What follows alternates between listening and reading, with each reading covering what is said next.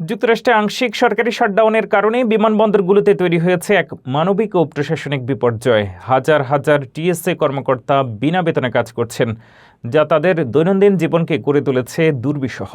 আজকের এই প্রতিবেদনে আমরা জানাবো এই সংকটের ভয়াবহতা ও যাত্রীদের জন্য এর প্রভাব সম্পর্কে। যুক্তরাষ্ট্রের বিমানবন্দরগুলোতে এখন চরম অরাজকতা চলছে। আংশিক সরকারি শাটডাউন। এই পরিস্থিতির শিকার হয়েছেন প্রায় 50,000 টিএসএ কর্মকর্তা, যারা গত কয়েক সপ্তাহ ধরে কোনো নিয়মিত বেতন পাচ্ছেন না। মার্চ মাসের 13 তারিখ অর্থাৎ আজ তারা তাদের প্রথম পূর্ণাঙ্গ বেতন পাওয়ার সম্ভাবনাও হারিয়েছেন। এই পরিস্থিতিতে বিমানবন্দরগুলোতে তৈরি হয়েছে এক মানবিক ও প্রশাসনিক বিপর্যয়।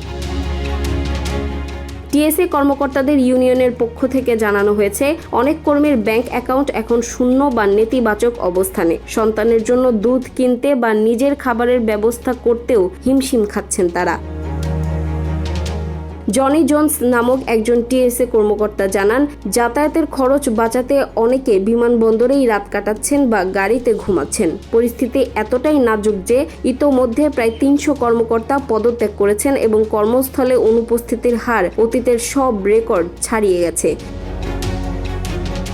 ডেনভার আন্তর্জাতিক বিমানবন্দরের মতো কিছু বিমানবন্দর এখন মানবিক সহায়তার জন্য এগিয়ে এসেছে। তারা যাত্রীদের প্রতি আহ্বান জানিয়েছে যেন টিএসএ কর্মীদের জন্য খাবারের বা জ্বালানির গিফট কার্ড অনুদান দেওয়া হয়। এটি প্রমাণ করে যে দেশের সীমান্ত ও বিমানবন্দর রক্ষার দায়িত্বে থাকা এই কর্মীরা কতটা অসহায় অবস্থায় আছেন।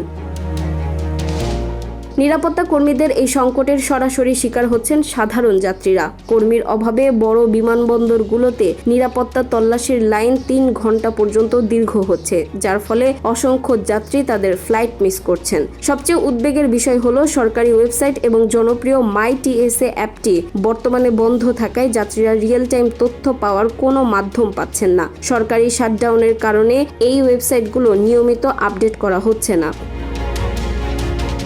আপনি যদি এই সময়ে ভ্রমণে বের হওয়ার পরিকল্পনা করেন, তবে অবশ্যই হাতে অনেক বাড়তি সময় নিয়ে বাড়ি থেকে বের হবেন। বিমানবন্দরের নিজস্ব ওয়েবসাইট বা সোশ্যাল মিডিয়া পেজগুলো নিয়মিত নজর রাখুন। একই সাথে বিনা বেতনে কর্মরত এই নিরাপত্তা কর্মীদের প্রতি ধৈর্যশীল আচরণ প্রত্যাশিত, কারণ তারা শাটডাউনের রাজনৈতিক বলি হয়েও দেশের নিরাপত্তার স্বার্থে তাদের দায়িত্ব পালন করে যাচ্ছেন। এই শাটডাউন কবে কাটবে তা নিয়ে অনিশ্চয়তা কাটছে না, তাই সতর্ক থাকাই এখন একমাত্র উপায়।